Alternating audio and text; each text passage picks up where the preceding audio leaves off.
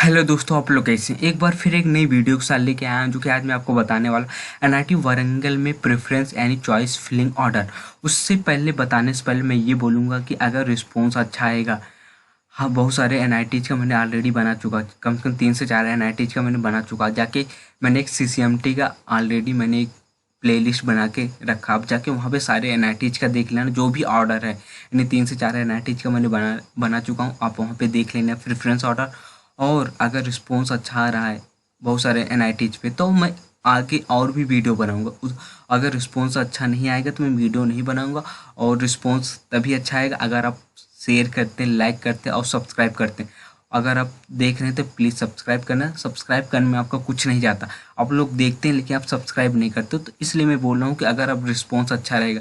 अब देखने वाले तो बहुत सारे लोग देखते हैं, लेकिन क्या होता है कि आप सब्सक्रिप्शन बहुत ही कम होता है। तो इसलिए मैं बोल रहा हूँ कि 1000 2000 व्यूज जाते हैं तो उसमें 10 20 से 25 30 सब्सक्राइबर होते हैं। इसलिए मैं बोल रहा हूँ ज़्यादा से ज़्यादा लोगों को शेयर कीजिए और ज़्यादा से ज़्यादा लोगों को सब्सक्राइब करने के लिए बोलिए।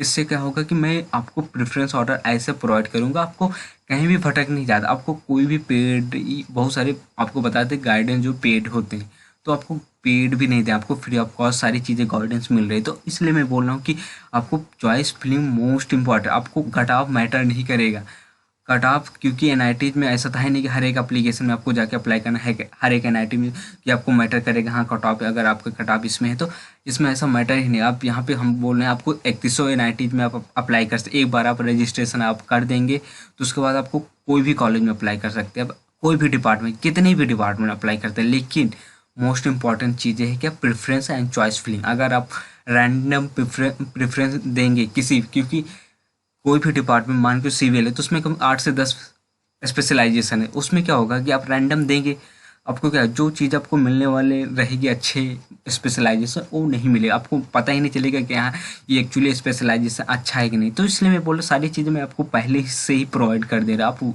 उसी हिसाब से आप देना क्या प्रेफरेंस ऑर्डर, तो आपको ये भी होगा कि आपको प्लेसमेंट में भी आगे जाके बहुत ही बेनिफिट होगा। तो इसलिए बोल रहे हैं कि डिपेंड करता है आप कैसे प्रेफरेंस देंगे। Preference is most important. Cut off doesn't matter कि आपकी यहाँ पे कौन सी कट ऑफ कितना गई है, लेकिन बस ये है कि अगर आपका गेट स्कोर कम भी है तब भी यहाँ पे मिल सकता है। देखो अब एक्चुअली आ जाता है एनआईटी वारंगल के एमटेक सिविल में। देखो बहुत सारी प्रेफरेंस है। मान के चलो आपने दे दिया, रैंडम ही दे दिया आपने, मान के चलो दे दिया इसका कंस्ट्रक्शन टेक्नोलॉजी, हमने पहला दे दिया कंस्ट्रक्शन टेक्नोलॉजी, लेकिन आपको पता ही नहीं है। रिमोट एंड सेक्शन जीएलएस का दे दिया तो मैटर, अगर आपने पहला ये दे दिया 7वां वाला, तो आपको क्या सबसे पहले अलॉट होगा 7वां। अगर बाई चांस आपका गेट स्कोर कम है, आपका 7वां ही मेंटेन रहेगा, तो इसलिए आपको प्रॉब्लम हो जाएगी। वाटर, जैसे वाटर रिसोर्स, अगर जो भी अगर देखा हुआ इंजीनियरिंग स्ट्रक्चर जिसने देखा है मेरा, तो पहले भरेगा इंजीनियरिंग स्ट्रक्चर, तो उसको चांसेस क्या होगा, अगर बाई चांस मे बी इसका पहले राउंड में ना मिले, दूसरे राउंड में ना मिले, अगर आप प्रेफरेंस ऑर्डर देंगे अच्छे से, तो क्या होगा कि अगर आप शुरू से अच्छे स्पेशलाइजेशन देंगे तो मे भी हो सकता है पहले दूसरे राउंड में ना मिले, तीसरे राउंड में मिल जाए। अगर आपने रैंडम दिया, आपने जैसे 7वां दिया, तो आपको पहले राउंड में मिल जाए, लेकिन कोई बेनिफिट नहीं होगा। पहले बोल रहा हूँ, आपने 2-3 को तो भरा ही नहीं, ये भी हो सकता है। तो इसलिए बोल रहा हूँ कि मोस्ट इंपॉर्टेंट लीजिए प्रेफरेंस ऑर्डर। अगर आप प्रेफरेंस ऑर्डर गलत देंगे तो आपको प्रॉब्लम हो जाएगी, चॉइस यानी कॉलेज मिलने में बड़ी प्रॉब्लम होती है। आप आ जाते हैं सिविल में। देखो water resource, environmental engineering structure, geotech engineering, transportation, construction technology management, remote sensing and GLS है।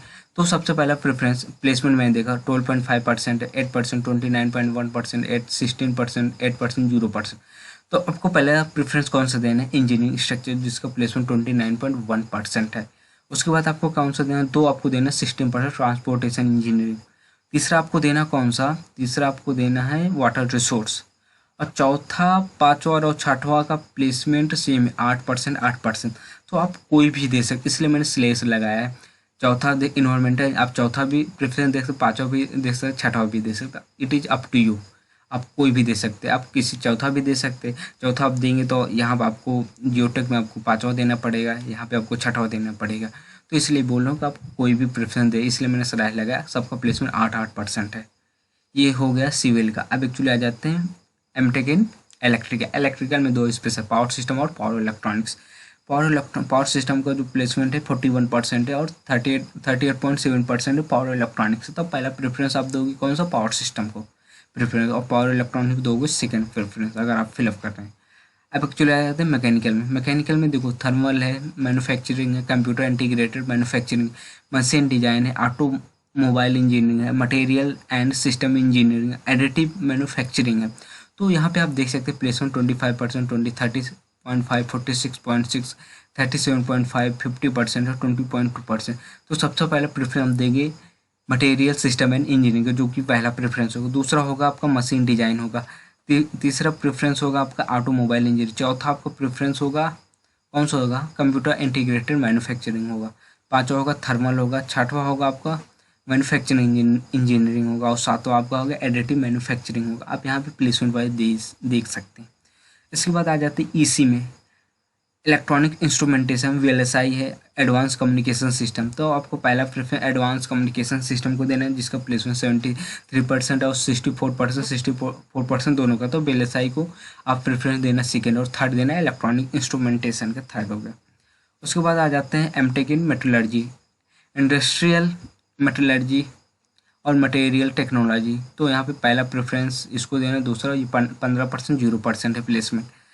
आ जाते हैं केमिकल में। केमिकल है, केमिकल एक खुद है, एक है दूसरा प्रोसेस कंट्रोल। प्रोसेस कंट्रोल का 0% प्लेसमेंट है और केमिकल इंजीनियरिंग में 40.1% प्लेसमेंट है, 14.1। तो इसका प्रेफरेंस 1 देना, प्रोसेस कंट्रोल को 2 देना। MTech इन CSIT कंप्यूटर साइंस का पहला, CS इंफॉर्मेशन सिक्योरिटी 2 है। यहाँ 72.1% है CS का और 62.5% है आप इन द कौन से IT और CSN इंफॉर्मेशन सिक्योरिटी का 62.5%। तो ये सारे प्रेफरेंस ऑर्डर थे, आपको इसी ऑर्डर में फिलअप करना, हर एक अपनी स्पेशलाइजेशन जो भी आपकी स्ट्रीम है। ये एक्चुअली थी सारी चीज़ें।